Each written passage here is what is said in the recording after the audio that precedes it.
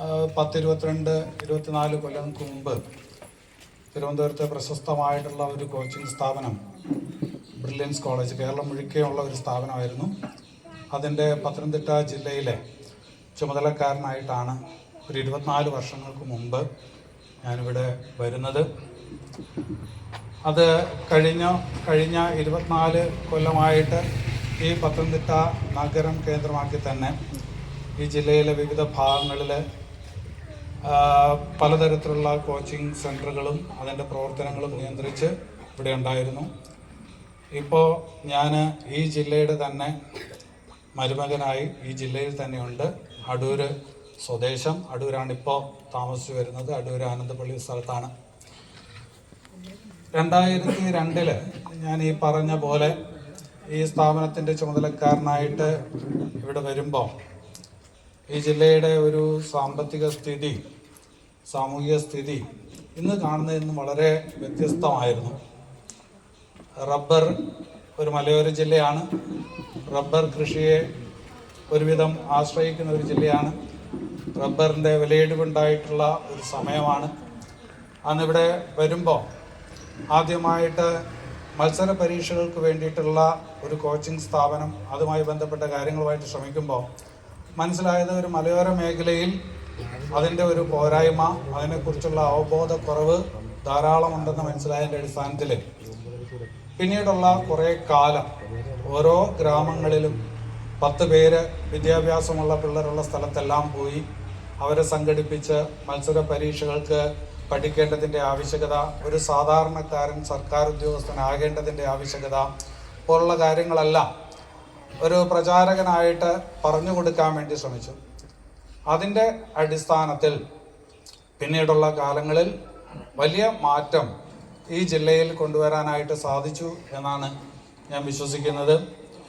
ഇവിടെ ഈ പറഞ്ഞ സ്ഥാപനത്തിൻ്റെ ചുമതലക്കാരനായിട്ട് വരുമ്പോൾ ഇവിടെ ജോസ്കോ ജുവലേഴ്സ് ഉണ്ടായിരുന്നില്ല, ആലുക്കാസ് ജുവലേഴ്സ് ഉണ്ടായിരുന്നില്ല, അറേബ്യൻ ജ്വല്ലറി ഉണ്ടായിരുന്നില്ല, മലബാർ ഗോൾഡ് ഉണ്ടായിരുന്നില്ല, ഭീമ ജ്വല്ലറി ഉണ്ടായിരുന്നില്ല, എന്നിവിടെ കാണുന്ന വലിയ സ്ഥാപനങ്ങളൊന്നും ഉണ്ടായിരുന്നില്ല. പക്ഷെ ഒരു കൊച്ചു സ്ഥാപനം അതിനു മുമ്പേ ഉണ്ടായിരുന്നു. ആ കൊച്ചു സ്ഥാപനം ഈ ജില്ലയുടെ സാമൂഹിക വ്യവസ്ഥതയിൽ വിപ്ലവകരമായിട്ടുള്ള ഒരു പങ്ക് വഹിച്ചു എന്ന് ഈ കാര്യങ്ങളുമായി ബന്ധപ്പെട്ട് നിൽക്കുന്നവർക്ക് മനസ്സിലാക്കാനായിട്ട് പറ്റും.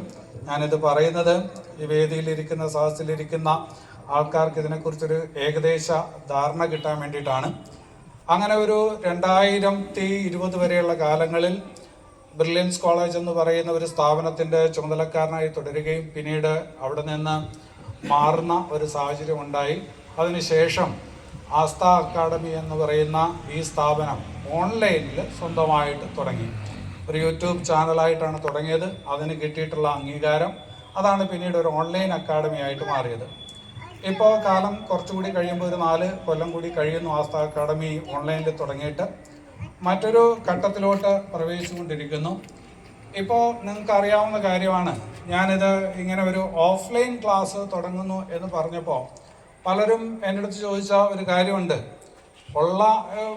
ഇതുപോലുള്ള കോച്ചിങ് സ്ഥാപനങ്ങളെല്ലാം പൂട്ടിപ്പോകുന്ന ഒരു സാഹചര്യത്തിലാണ് സർക്കാർ ജോലിയോടുള്ള ആഗ്രഹം യുവാക്കൾക്കിടയിൽ കുറയുന്നു. സർക്കാർ ഉദ്യോഗം ഇപ്പോൾ യുവാക്കൾക്കിടയിൽ അത്രയ്ക്ക് അട്രാക്റ്റീവായിട്ട് മാറുന്നില്ല. അതുപോലെ തന്നെ ഇവിടെയുള്ള യുവാക്കൾ പലതും വിദേശത്ത് കുടിയേറാനായിട്ട് താല്പര്യപ്പെടുന്ന, വലിയ വലിയ പരീക്ഷകൾക്ക് പോലും ഭീമമായിട്ടുള്ള ആൾക്കാരുടെ കുറവുണ്ടാകുന്ന, അതായത് ഭീമമായ കുറവെന്ന് പറയുമ്പോൾ അപേക്ഷകരിൽ ഉണ്ടാകുന്ന കുറവ്. കഴിഞ്ഞ തവണ ഒരു ക്ലർക്ക് പരീക്ഷയ്ക്ക് 18 ലക്ഷം പേര് അപേക്ഷിച്ചുവെങ്കിൽ ഇത്തവണ അപേക്ഷിച്ചിരിക്കുന്നത് 13 ലക്ഷം പേരാണ്. 5 ലക്ഷം പേരുടെ എണ്ണത്തിൽ കുറവ്. അപ്പോൾ അങ്ങനെ ഒരു സാഹചര്യത്തിൽ ഇതിനെ ഇറങ്ങിപ്പുറപ്പെടുന്നത് എത്രത്തോളം ആലോചിച്ചെടുത്ത തീരുമാനമാണ് എന്നൊക്കെ ചോദിച്ച ആൾക്കാരുണ്ട്. പക്ഷേ അതിനൊക്കെ ഒരു മാറ്റം, അതായത് എപ്പോഴും പ്രതിസന്ധികൾ ഉണ്ടാകുമ്പോഴാണ് സാധ്യതകളും ഉണ്ടാകുന്നത്. ഇപ്പോൾ എല്ലാം പതുക്കെ പിൻവലിഞ്ഞു തുടങ്ങുന്ന ഒരു അവസരത്തിൽ കൂടുതൽ പ്രതിബദ്ധതയുള്ള ഒരു വിഭാഗം ആൾക്കാർ, സർക്കാർ ഉദ്യോഗം എന്ന് പറയുന്നത് എല്ലാവരും വിചാരിക്കുന്നത് പോലെ വരുമാനത്തിന് വേണ്ടിയിട്ടുള്ള ഒരു മാർഗം മാത്രമല്ല, അത് ജനങ്ങളെ സേവിക്കാനുള്ള ഒരു അവസരമാണ്. ഇപ്പോൾ നമ്മൾ വിദേശത്ത് പോകുന്നു എന്ന് പറയുമ്പോൾ, മറ്റിടത്ത് തൊഴിൽ നേടുന്നു എന്ന് പറയുമ്പോൾ നമ്മുടെ സർക്കാർ, നമ്മുടെ സംവിധാനങ്ങൾ ഒരു വളർന്നു വരുന്ന ഒരു കുഞ്ഞിന് നൽകുന്ന സൗകര്യങ്ങൾ, അടിസ്ഥാന സൗകര്യങ്ങൾ, വിദ്യാഭ്യാസം മൗലിക അവകാശമാക്കിയിട്ടുള്ള ഒരു നാട്ടിലാണ് നമ്മൾ ജീവിക്കുന്നത്. ആരോഗ്യ കാര്യങ്ങളിലും വിദ്യാഭ്യാസ കാര്യങ്ങളിലും സർക്കാർ ഒരുപാട് കാര്യങ്ങൾ ഇവിടുത്തെ കുഞ്ഞുങ്ങൾക്ക് ചെയ്തു കൊടുക്കുന്നു.